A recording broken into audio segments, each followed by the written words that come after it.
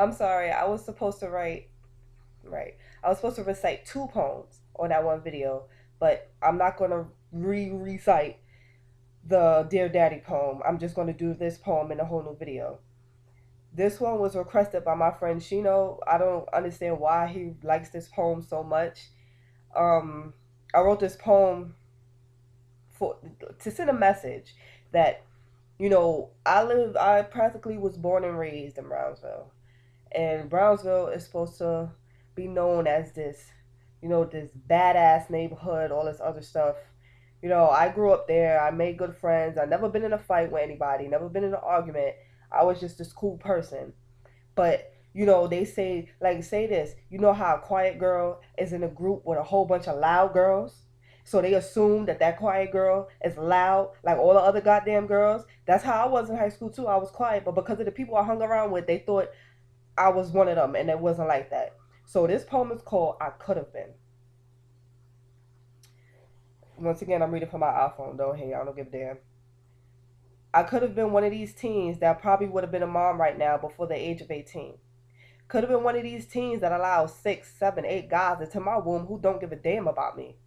I could be that girl who fight every day and don't care what people have to say about the way I portray myself.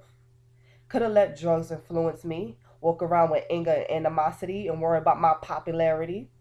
Could have dropped out of school because I think that education are for losers who think books can be their career choosers.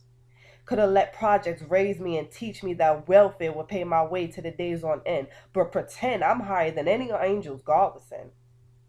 But guess what? I could have been, but I refuse to lose this intellect I built to use in school.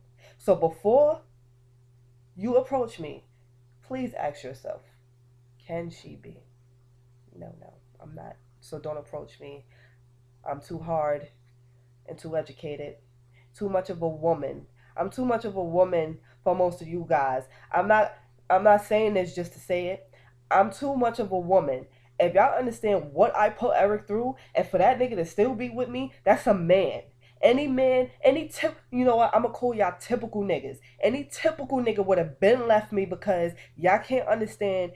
Y'all can't handle the fact that most of these girls have a head on their shoulders. I've been raised by my grandmother and my mother, and my grandmother, I love her to death.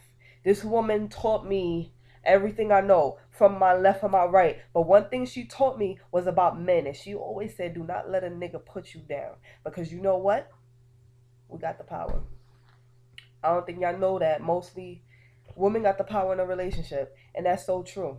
We have the power because I'ma just lay it out there. If they want some pussy, if they ain't gonna get it from you, who else they gonna get it from? If they so called in love with you, who else they gonna get it from? We have the power. You have to understand that. So that poem was called "I Could Have Been." Because of where I was raised at, I could have been a statistic. But you know what? Look at Koya now. Hmm.